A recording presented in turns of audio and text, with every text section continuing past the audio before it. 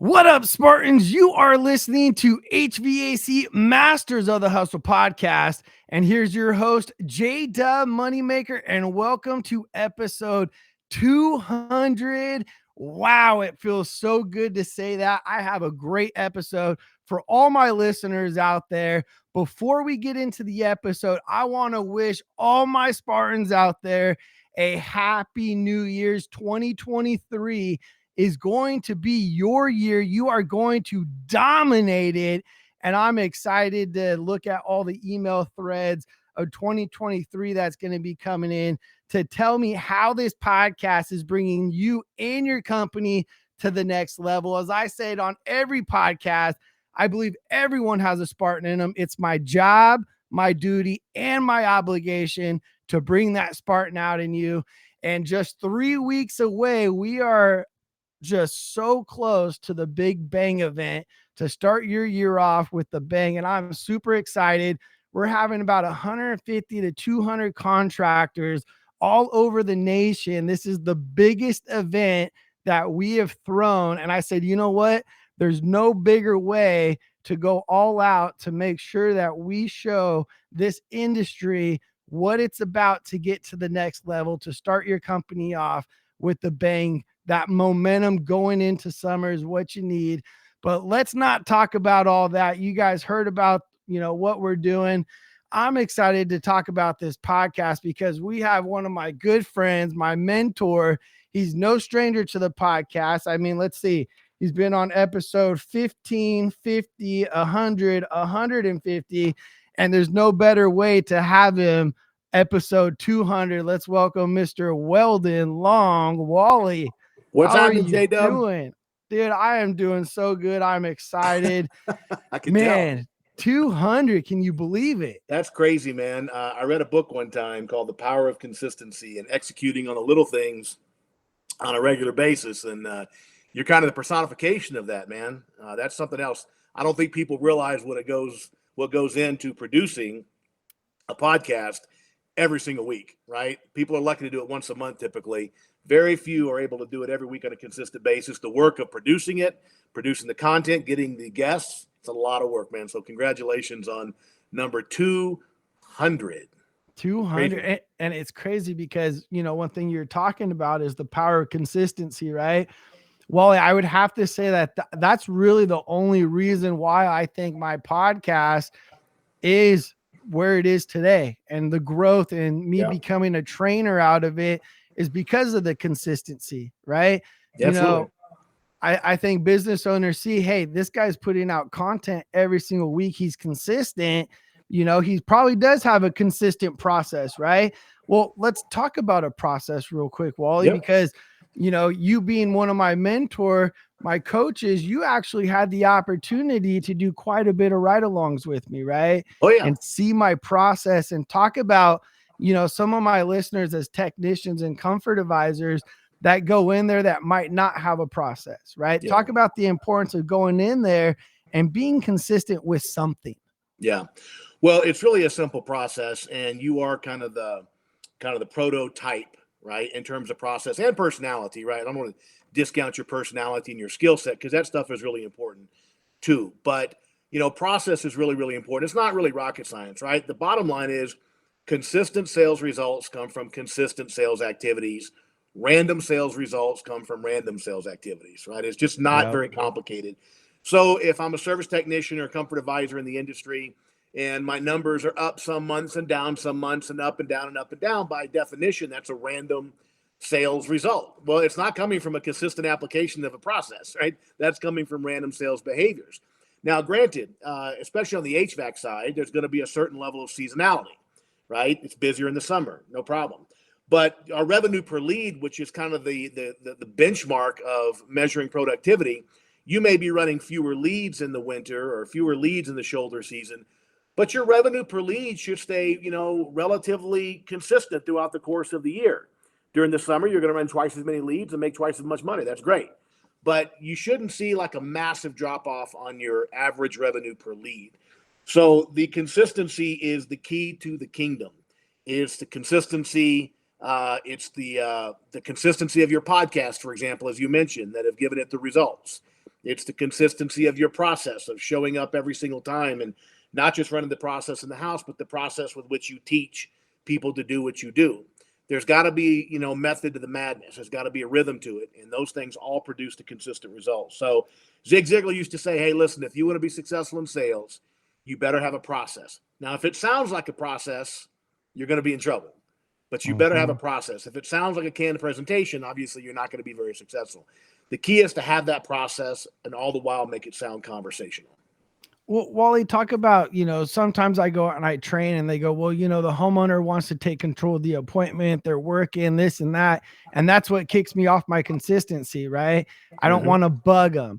Talk about the importance of, staying consistent and taking control of the appointment and not letting the homeowner run or dictate what's going on. Well, I think salespeople can learn a lot from wives, right? Wives have a really spectacular method of being in control while allowing us to think we're in control. Right? Absolutely. So it doesn't have to feel like control, right? Being in control of the process does not mean that you're overbearing or that you're smothering your homeowner or that you're disregarding, their desires. And I think people really confuse that when they hear guys like you and me talk about being in control of the process. They think we're being jerks. They think we're disrespecting the homeowner. We're not listening to that's not at all what it is. It's about generally being in control of where we are in the process. We always talk about there's 4 key components to any sales process: build a relationship, investigate the problem, solve the problem, ask for the damn order, right? So you can kind of control where you are in that process, but you're always listening to the homeowner. You're always responding to their needs, their questions, and that kind of stuff. And I really think it's a misconception that people think when we talk about control, we're talking about like being controlling. Being in control is not the same of being controlling, and being controlling is not good, right? That's not going to work in the house. As I always say on a sales call, tension is good because tension means you're asking the tough questions. Conflict is bad, right? Because the homeowner always wins conflict because they vote with their checkbook. I want to respond to something else you mentioned there about sometimes people being afraid they're going to bug the homeowner, they're going to annoy the homeowner. And one of the things I believe to be successful in sales is that you have to want to be liked. It's important to be liked to be successful in sales, but we can't have a desperate need to be liked. Like if we're so desperate for people to like us that we're not willing to ask the tough questions because we don't dare risk them, not liking us, then we're never going to ask the tough questions. And I'll give you a story of a young guy that used to work for me. Great young man. His name was Sam Nevin. I met him, 15, 16, 17 years ago. He was working on a golf course where I used to live. And I got to know him over the course of the summer and eventually wanted to hire him. He had just graduated from college. And when Sam was in high school and college, he was a football player, very successful football player. He was a big man on campus, right? Went to a smaller school, Division III school for college, but he was very successful in his college football career. And of course, when you're on the football team and you're the star, then, you're just, everybody's, giving you compliments and wanting to hang out with you. Well, Sam was having a hard time adjusting being out of college where nobody gives a shit, right? This is the real world, and nobody's going to be just fawning over you because you were a quarterback in college. So he goes to work for us, and I'm telling you, Jason, this guy would walk in the house and people would fall in love with him. Super handsome, super charming, super funny, but he had such a desperate need to be liked, he could never ask for the order or any tough questions for that matter. So I worked with him for months, man. And one morning he came in to a sales meeting. He says, Wally, he says, man, I wanted the best lead I ever went on last night. I met this old guy, and I talked to him for 3 hours, and he's going to take me fishing this year and hunting next winter. And man, I thought the guy was going to adopt me, like he wanted to be my new dad. And I'm like, that's awesome, Sam. What did he buy? And he said, he didn't buy anything yet. He's still going to think about it. And I said, poor Sammy, poor Sammy. But he's going to buy, I promise, Wally. Yeah. And when he does, he's going to call me, I promise. I said, I'll tell you what, Sam, why don't you just call the guy right now? And he goes, well, no, he's supposed to call me. I said, don't worry, Sam. I'm not going to ask you to do anything crazy like ask for the order. Just call him and see if he has any questions. And so he calls the guy up. We're in a sales meeting. And he says, hey, Mr. Homeowner, Mr. So-and-so, this is Sam. Thought I'd just call and see if you had any questions from yesterday. You know what the old guy said? Which one are you? The guy, he was there the night before. Poor Sam, he lost his new dad and his job on the same phone call because I was done with him at that point. So you got to be willing to ask those tough questions. You got to be willing to be in control, not controlling. It's a big difference. And it's a subtlety that only the experts really understand. And it's crazy, we're talking about asking for the order, as I do on sites and ride alongs. I mean, you've done this for years and years and years. People will have a beautiful process, right? But they're scared to ask for the order at Yep. the end. And it's crazy to me because they'll do a beautiful process. They'll spend 2 hours in the home, they'll build a relationship, build a rapport. The customer experience was amazing. They give options and the homeowner goes, all right, can you email it to me? And they go, okay, yeah, no problem. But Right. never ask for the order. That's It's what's like, crazy. It's crazy. Listen, we spend 90 minutes on the first part of the call, right? And if you're in a commission sales role, which your listeners all are, right, for the most part, yeah, right? If at the end of the 90 minutes, you are nothing more than an unpaid consultant and a brilliant conversationalist, right? Because you get paid for what you do the last 3 or 4 or 5 minutes, mm-hmm. right? You got to finish the deal. And there's nothing that will improve sales results more quickly, even if we're mediocre in the process, than just asking for the damn order a couple of times. And what I've taught people for 20 years, as you know, it's like when you're at the end, you don't have to wait like for the heavens to part and the harps of angels to start singing to start asking for the order. Anytime you can get your homeowner to agree with anything, you can just then ask for the order. So, for example, let's say you're my homeowner, Jason, and I've asked you for the order a couple of times. You're like, nah, we really got to think about it. And I could just say, so, Jason, what do you think about the way we do our installations? You find that pretty impressive? Yeah, absolutely. Well, great. With your permission, let's do the paperwork. Mm-hmm. I mean, I could say, and I'm going to be absurd here, but I'm going to say, Jason, what do you think of the color of our trucks? Those nice yellow trucks out there. You like that? Oh, they pop. Well, great. Let's do the paperwork. My Mm-hmm. point is, you can ask the homeowner anything, anytime once you've got to your closing sequence. You don't have to have some special moment. Ask them any question. Anytime they agree, just say, well, great, let's get you an install date. And you do that 2 or 3 times, and one or two things will happen. They're going to say yes or no. And what you're saying is asking multiple times, right? I got creative where I could sit there and I could ask 4 or 5, 6 times business. First off, for my listeners, you could ask that many times and not piss off a homeowner, but you got to be Absolutely. creative about it, right? Yep. And I was really good at building a relationship in the house where I had such good conversation and rapport with the homeowner. If they said no at the end, I would go back to something that we talked about earlier where we had some type of common ground or common interest to spike something, to spike that emotion, right? People buy off emotion. I got to spark that connection again and then recircle it and ask for the order again. But I want to let my listeners know that if you guys are only asking for the order one time, you're definitely shooting yourself in the foot with a shotgun. If you're asking 2 times, you got to continue 5 times. You go out there today, this week, next week. If you're on a call, count 5 times. If you've done it 5 times, then go ahead and pack up and leave. Right. Exactly. Yeah, you got to hang in. And I know that's one of the metaphors that you use to stay in the batter's box, and I always refer to it as just keep the conversation going. Mm-hmm. If I feel there's kind of a lull and I've asked for the order a few times, I don't seem like I'm going anywhere. I mean, I'll just change the subject and I'll start talking about the kids again, the dogs or whatever, just kind of shift gears for a few minutes. And at some point, kind of gradually get back into the business conversation and start asking, like you said, something that I know they already agree with. Like, wow, you guys have great guarantees or great installations. So I just asked that question. I mean, you mentioned earlier we have great installations and great guarantees. I mean, you still feel that way? Well, great. Mm-hmm. Let's do the paperwork. And the key is people, when they hear you say, you can ask for the order 5 or 6 times without being obnoxious or rude or disrespectful. Some people probably just blows their mind. Mm-hmm. But the reality is it's very, very simple.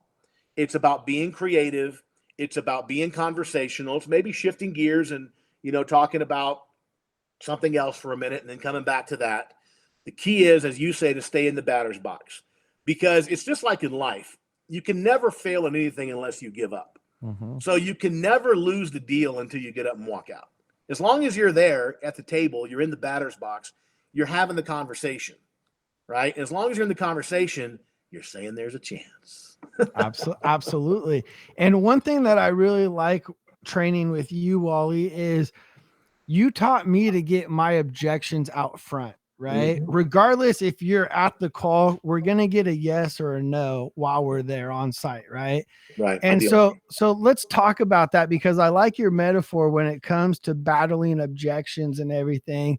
You're walking through a hallway is your Right. analogy, and there's doors that they could escape through. Yeah. Yeah. Talk about those doors and what you mean by those metaphors. Yeah, that's the whole premise of my book, Consistency Selling, that your viewers can pick up if they want to kind of have a sketch out of a sales process in general. But yeah, I firmly believe. I mean, listen, for 50 years, and I'm a huge fan of all the legends, right? Just as you are, Tom Hopkins, Brian Tracy, Zig Ziglar. I'm a huge fan of all the legends, right? Uh, as you know, Tom and I are great friends and go back, and so I would never say anything that was disrespectful to those guys. But the thing I never understood is that when I look at a sales call, when are the tensions the highest? When you first get there and you're chit-chatting, or at the very end where you're talking about money? Well, the tensions are going to be highest at the end. Yep. And they've been training us for 50, 60, 70 years to start overcoming objections at the end. Well, at the end, your homeowner's on DEFCON 1 high alert. They know what you're trying to do. So I studied a lot, as you know, Robert Cialdini, persuasion, science, influence. And, he talks about this concept of public declarations dictate future actions. If you can get somebody to acknowledge something, they become more likely to act in a manner consistent with that.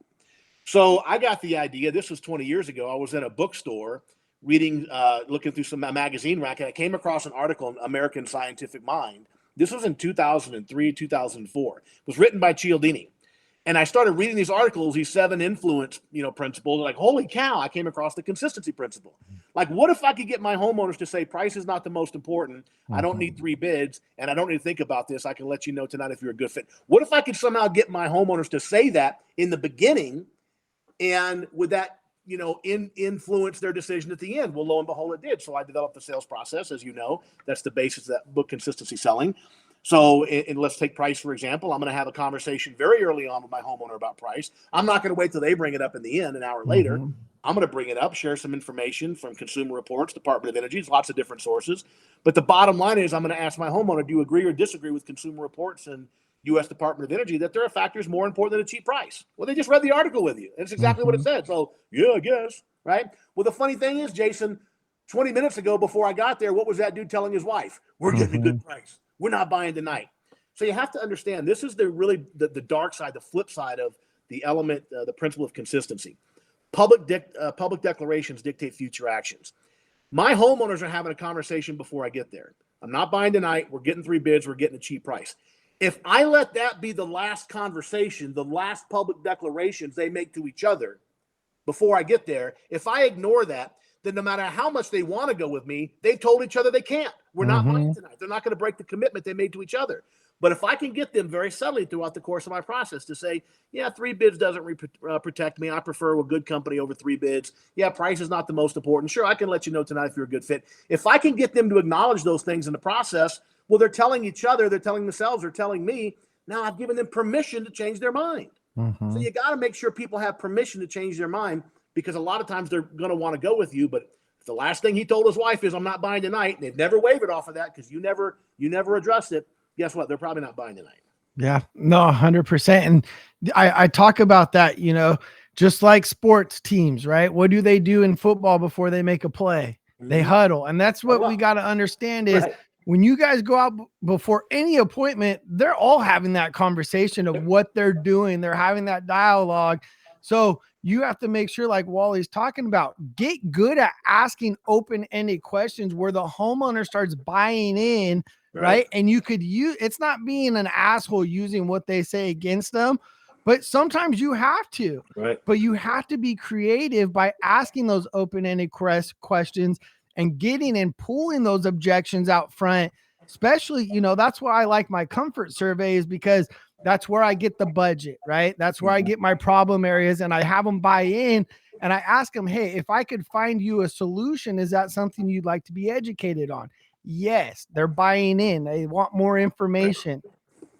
And then, one thing that you say is, get the yes or no while we're out there. Someone they'll tell you, oh yeah, I'll call you tomorrow. We were just talking about it on the podcast with one of your employees. Does that call ever happen, you guys or girls listening to the podcast? No. If you guys leave, the opportunity of you going back in and happily involving that homeowner with the system is probably less than 10%. Would you agree? Absolutely. Yeah, you'll get occasional be back, call back, but you can't make a living off of it. That's just a harsh reality. And that's why my goal going in is my objective is real simple. My objective is to have my homeowner reach a yes or no decision, a definitive decision on me and my company with me sitting in front of them. Because if I can get them to do that, it's probably going to be a yes, because people don't like to say no to your face. They like to say no to you by not returning your phone calls and emails, right? So I'm not going to, I'll take no for an answer, but I'm not going to make it easy on them. If you just get up and leave, you're making it easy for them to say no by ignoring you. Yeah. They might say no to me, but I'm going to make it hard for them. They're going to sit across the table and say, no, you're too damn expensive. Pack your shit. Get out of my house. Okay, that's a no. That's a definitive no. But you can't just make it easy on them. You can't make it easy on them. If you walk out of the house waiting for a call back, or you're going to call them back, they're going to blow off that. The only exception to that, by the way, Jason, which doesn't apply to any of your clients or any of mine, are the really cheap companies. The really cheap companies, the guy getting the call back. But that's not going to be you. It's not going to be me. It's not going to be your clients, right? If they were that company, they wouldn't be hiring you to come in the first place. Yeah, 100% on that. Wally, one thing that I want to talk about is, when you and I first met, you did a lot of on-site trainings. You were in the field. You were helping people grow, get to the next level, which you still are doing. But now you're doing all these virtual trainings and you're working from home, and you really capitalized on really what I'm trying to do. Right. So, right. And you've come a long way. Listen, I remember a conversation we had 2 years ago in Castle Rock where I thought you needed CPR. You looked so damn tired because you were traveling like I used to 200,000 miles a year. Well, talk about that. How difficult is travel and training and, being in different states week after week? I don't think people come up to me all the time, and I'm sure you get this. You're so lucky, right? And one day you told me 4 years ago at Starbucks, careful what you wish for. Yeah. And I learned that the hard way, right? My dream when I was sitting in prison and first getting out of prison was to be a New York Times bestselling author and travel and speak. And I learned the hard way, be careful what you wish for, because it happened, right? And it's a really, really hard life. It takes its toll on you emotionally, physically, psychologically. Your life becomes a blur. You don't know what city you're in half the time. Literally, you can wake up in a hotel and take 5 or 10 seconds. Like, okay, what city am I in? It's crazy. And people don't understand that. It seems like it would be exciting. And it is for about a month, right? But what do you see of a city? And you do a much better job of this than I ever did, by the way, because I've watched you. I follow you on Facebook, and you'll get out and you'll see the local sites and things. Like I never did that. I was never going to stay over the day after or the day before to go out and see the site. So my traveling consisted of airports, Ubers, and hotels, right? And the training room in the HVAC company, right? Wherever I was. And that was it. And if it wasn't the HVAC industry, it was a keynote in a meeting room. So yeah, it's a real grind. What we've done is I don't do the traveling I used to. We've launched this new program called the Profit Paradigm, where we spend a year with a company, meeting every week for a year, and we go department by department. We organize financials. We make sure the P&L set up properly, where we're departmentalized, allocated overhead. We do, of course, the training for service technicians and CSRs and different things, and salespeople. We break down their entire customer service process from every customer contact. And we document every customer contact. How can we improve it? How can we train for it? If we got hit by a bus tomorrow, would somebody know how to come in and run our customer service process and documenting that stuff? And so that's been a lot of fun. I get to do it from here, and I don't have to travel as much. And I know you're not traveling as much. I just saw a post. Your goal for this year is 100 days the year, but it used to be 200 days a year. So that's big progress. That's big progress. Yeah. I mean, it's crazy, thinking about my first 2 years, I was on the road over half the year, and it's a huge sacrifice being away from your family and your kids and your loved ones. And like you said, it's a blur. Not too long ago, I was in a online training, and it was Friday, and I told everyone happy Monday. And everyone looked at me like I was batshit crazy. And it's just all your days just blend together, right? You're just nonstop. You're consistent. At this point, right? you don't have weekends, right? It's Right. just to go, go, go, go, Well, go. how many times, and listen, you're much younger than I am, and I'm a lot older than I used to be. I'm 60 years old now. And that's a young man's game, and it'll make you old fast, right? But how many times in the last 4 years since you started doing this, have you gotten home on a Friday night and you're exhausted? You get in late because your flight was delayed and you're on the way to the West Coast. Maybe you're coming from the East Coast. You get in late, you get at midnight, 1 o'clock in the morning. Mm. You get up, you try to do some family time, pay some bills, return a few emails and stuff, and all of a sudden it's Sunday afternoon, you're packing your shit again. Yep. And you're on a plane Sunday night or Monday. Like, it is not, I mean, it is a grind. And so I'm glad to see you. And we had this conversation a couple of years ago that you had it was really before you started doing your own live events, really, because that was Yeah. one of the things you talked about. Like, I'm going to start, and I think you're having 3 or 4 this year, and just continue to grow that. And that's the way to do it. You know, it's much easier for people to come to you once a year. And I know you still do on-sites and you do, on-site coaching and different things, and that's great. But the reality is nothing wrong with having people, you get 100 people to travel once instead of you traveling 100 times, right? It works out better for everybody. Absolutely. And, I really like the events because, you're bringing people together for the networking, but I'm only one person, right? And there's only so much passion someone could hear behind a microphone. Right. But when you see me on stage or yourself on stage, right, you could feel the passion coming off of us, Right. of how much of the impact we want to deliver, with whoever's in that room. Right. And right. that's what I really like about these events. And it's crazy because we were talking a couple years ago about me throwing events and, taking that leap of faith. And it takes a lot of work. My first event, I had 50 people. And then my second event you were a part of, I had probably about 75. My last event, we had roughly about probably 120. Now we're going to be about 200 on this next event. Yeah. And it just keeps growing and growing and growing. And it's a lot of work, but it's very rewarding. If you go through the attendance list, I guarantee you probably close to half the people that you have there have seen you before. Absolutely. Right? Because you come for that annual fix, and we all need it, right? Zig Ziglar used to say, training motivations like showering and eating. You got to do it all the time. Yeah. So people go out there and they well, why would I come a second time? I had a guy, this was years ago, and he had been to my sales training, and he was talking to one of my sales guys, and he asked the sales guys, like, well, has he come up with anything new, any different content? and my salesman asked me, I got on the phone. I said, no, I haven't. You know why? Because the freaking basics of sales have not changed. The fundamentals have not changed in 2,000 years since we were trading camels.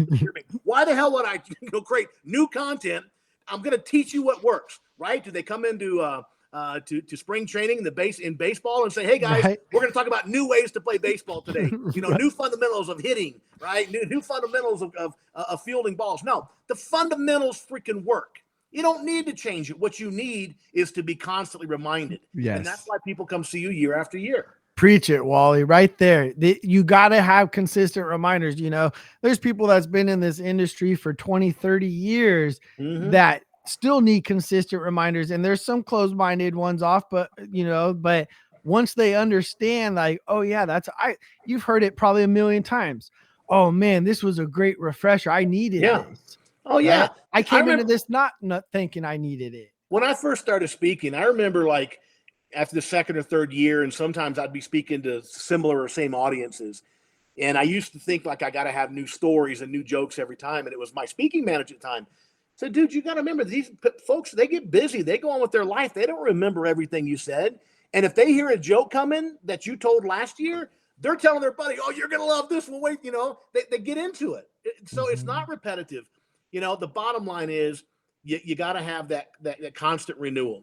And I tell this to managers all the time, when the day comes that we can tell comfort advisors or service technicians or any human being that this is what you do, and they do it perfectly from that day forward, that's the day you never need managers and trainers, right? Because why we need it? If you tell people one time, hell, just shoot a video and then retire. Tell somebody one time, it's done. It's just not human nature, because humans have distractions. We have families, we have bills, kids get sick, a mom crashes the car, your dad dies. All this shit's happening in your life, and it's constant distractions from your profession, your sales profession. So every now and again, you need to go and get that refresher and get refocused, right? Dispersion is weakness, concentration is power. So coming out and spending a couple of days with you is 2 days of concentrated power, right? And that won't get you through the whole year, but it'll get you, maybe to the next shoulder season. And then you need to pick up a book, or you need to listen to a podcast or something. It takes that constant effort. Absolutely, to reignite that fire. Yeah. Wally, talk about, you have a huge event coming up. We're talking about events, but EGIA, right? They have Epic, I think, March. Yeah, it's in March sometime at Caesar's Palace in Las Vegas. So let's talk about that. Drew and I talked a little bit about that on our podcast, but I want to go in a little bit of detail and depth, because I think what EGIA does and what you guys do as trainers, you, Gary, Drew, is absolutely amazing. I think you guys are the head honchos when it comes to training in this industry. And it's an event that I'm going to be at. I'm going to bring my team to as well, but talk about what they're going to be doing and the impact that you're going to be providing on stage there. Well, and credit where credit's due. You got to take your hat off to Bruce and Jeff Madelich, who run EGIA. Bruce is the CEO. Jeff is pretty much daily running the operations now. I think he'll probably eventually be CEO, when and if his dad ever retires. But they've done a great job. They came with a mission, I don't know, 6 or 7 years ago when I first started doing some events for them. And they had this mission vision of developing this contract university, and they got pretty deep pockets. Let's face it. I mean, they have the money they had the money to make the investment. And I remember sitting down in Scottsdale, Arizona, with a meeting with Drew and Gary and some others, and of course Bruce and Jeff were there, and they just kind of painted this vision. And I had been in the training business a long time at that point. I had been in the online training. I started the HVAC Sales Academy online in 2008. Right, I was way ahead of doing the online digital stuff and doing weekly meetings, but they took that stuff and they put it on steroids, and then they launched these live events. Well, at first we were doing regional events. They do 5 or 6 a year around the country, and I was speaking at those. Then they ended up buying my platform. They bought Gary Ellis's platform, and they launched this. Our first one was in conjunction with the old Comfort Tech, right? It was with Penton Media that owned Comfort Tech, and we did it in Cleveland. And it was okay, right? That was we had my drums out there. I did some music. I played the drums to Back in Black when I introduced what's his name? The football player for Baltimore, Ray Lewis. And it was a great event. But I remember Bruce after that, he said, "I want to just do our own because I think we can do this better." And that's when they launched Epic, right? Did you know Epic actually stands for something? It's something like Educational Principles in Contracting. Jeff Madelich came up with that, and I'm like, damn, that's a really good acronym. I love that. Acronyms, Right? Oh yeah, I love the acronyms Epic, and it's epic. It's a word, but Jeff came up with this this acronym. Anyway, it's really great, and they're expecting about 1,500 people this year. Crazy. Yeah, it's the volume that goes into this. I mean, like I said, I'm having 150 to 200, 1,500. This is a statement. Man. It's a lot of work, and I bet you. I haven't seen the actual budget, but I've had enough conversations with Bruce about it. It's probably to the tune of about $1.5 million now to throw that event. It's I don't know if they make money. I don't know. I mean, they do it more for just bringing all their members together. Absolutely. Because if you're a member of a platinum member, or whatever that level of membership is, you get one free ticket and you buy another ticket for a few $100 or something. It's like super affordable, right? They don't, they don't. I don't know how cash flow runs on that thing, but I can tell you, it's really more about having a party, and they do know how to throw a party, man. They know how to do it right. So I'll be out there. Gary Ellis is doing an event for his iMarket customers the day before, so I'm going to speak at that. And they got some great speakers lined up this year. I know for sure they're having Jillian Michaels, the exercise guru. They got a couple of. Do a great job of getting celebrity speakers. I mean, we just had Bill Walton. I interviewed for them on an online thing. They've had, Steve Young from the 49ers. They've had some great speakers over the years.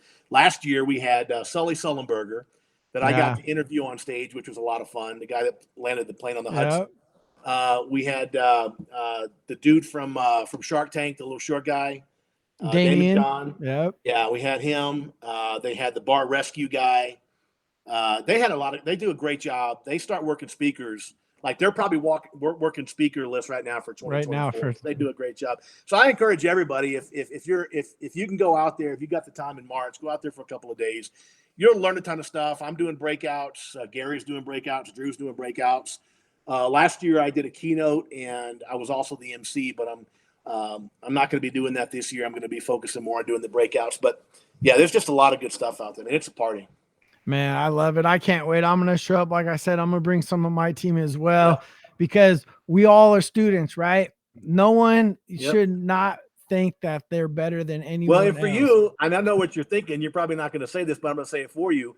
You want them to catch the vision of 1,500 people in the room, right? because that's where J Dub's going, right? And so everybody needs to see what the end result looks like. Begin with the end in mind. I know what you're doing. Yeah. So anyways, I just wanted to say, Wally, dude, it's an honor to have you as a guest in the podcast, man. I mean, our friendship, our relationship has grown in the last 5 years from, you coming to my house, being on the podcast in the garage. Yeah. In the garage to what we created and built today is just absolutely amazing, dude. Yeah. I got listeners from business owners, comfort advisors, technicians, installers, CSRs, dispatchers. What would you like for them to get out of this episode of HVAC Masters of the Hustle? Well, I think first of all, there's two things. Number one, I think they really need to understand the topic you started with, the consistency. That your success is a reflection of consistency. You just get out there and do it, right? Execute, execute, execute.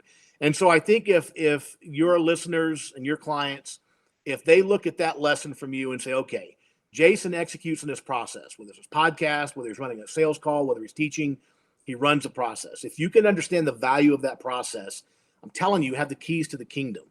That's the most important thing. And I think the other lesson that you just mentioned is like just the importance of asking for the damn order a few times, politely and respectfully, staying in control without being controlling. Absolutely. Well, Wally, it was an honor. Until next time, take care, y'all. See you, my friend. Thank you, sir.